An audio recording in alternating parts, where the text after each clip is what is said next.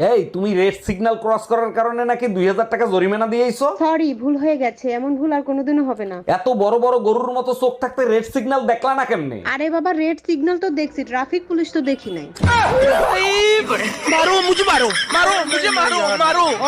খবরদার আমার ফ্যামিলির ভিতর ঢোকার চেষ্টাও করবেন না, আমি বউ ছেলে মেয়ে নিয়ে সুখে শান্তিতে আছি। এই ডাইনির বাচ্চা ডাইনি, আমার সংসার ভাঙতে চাস? আর যদি কোনোদিন এই ফোনে ফোন দেস, তোরে ফোনের ভিতর ঢুইকে পিটাবো। তোমারে নিয়ে আর পারি না, এত রাগ করার কি আছে? আমার সংসারের ক্ষতি করবে আর আমি ছাইরে দেব? কে ছিল এই ডাইনি? তোমার মা ছিল।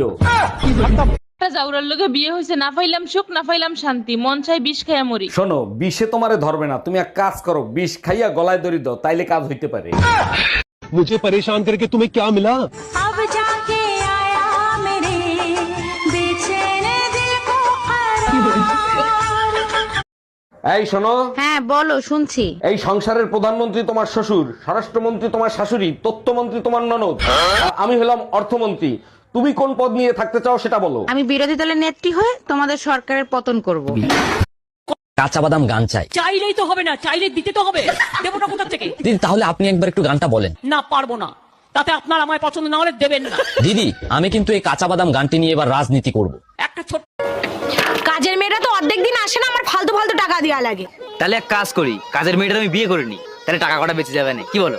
তাহলে আমিও একটা কাজ করি, আমাদের বাড়ি যে সবজি দিতে আসে না, তারে আমিও বিয়ে করি, তাহলে তোমার আরো করে টাকা বেঁচে যাবে না। আরে ভাবি, অনেকদিন ধরে আপনাদের বাসা থেকে ঝগড়ার আওয়াজ পাই না, সবকিছু ঠিক আছে তো? আরে অরুণ ভাই, রমজান মাস চলতেছে না, তার জন্য ঝগড়া হচ্ছে না। দেখছেন, এইটাই প্রমাণিত হলো যে রমজান মাসে শয়তান আপনাদের ঘরে ভর করে নাই। ঈদের বাকি কয়দিন, এখন যদি ঝগড়া করি আপনার ভাই কি আমার ঈদের মার্কেট কইরা দিবে? আচ্ছা ভাবি, একটা কথা কইতাম, রাগ করবেন না ভাই, কোন আপনি যে সুন্দরী, আমার ভাই যে কালা, মাথা চুল নাইগা, আপনারে কিভাবে পড়াইলো এই রহস্যটা জানলাম না। কেন, আপনিও পটাইতে চান নাকি?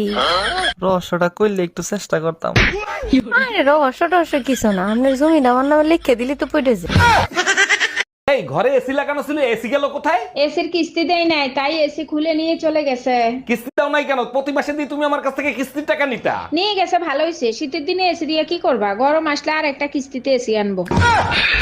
জানো, বিয়ের আগে আমি রাগ করলে বাবা মা টেনশনে থাকতো আমার মেয়ে ভাত খাবে কি খাবে না, আর এখন এখন আমি টেনশনে থাকি, আমি ভাত পাবো কি পাবো না।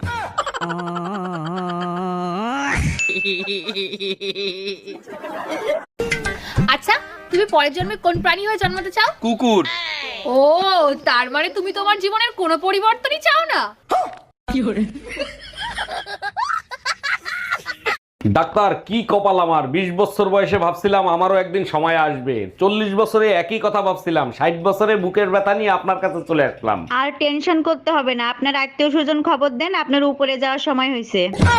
ভাবি, আমার জন্য একটা মেয়ে দেখেন তো, প্রেম করব। কিরকম মেয়ে লাগবে বলেন, খুঁজে দেব। এমন একটা মেয়ে দেখবেন যার মন ভেঙে গেছে, বেঁচে থাকার কোনো ইচ্ছাই নাই। সত্যি আপনি অনেক বড় মনের মানুষ, এরকম মেয়ে কেন খুঁজতেছেন? যার বেঁচে থাকার ইচ্ছা নাই, তার কিডনি বেঁচে আইফোন কিনবো। হে হরি রাম কৃষ্ণ জগন্নাথ প্রেম।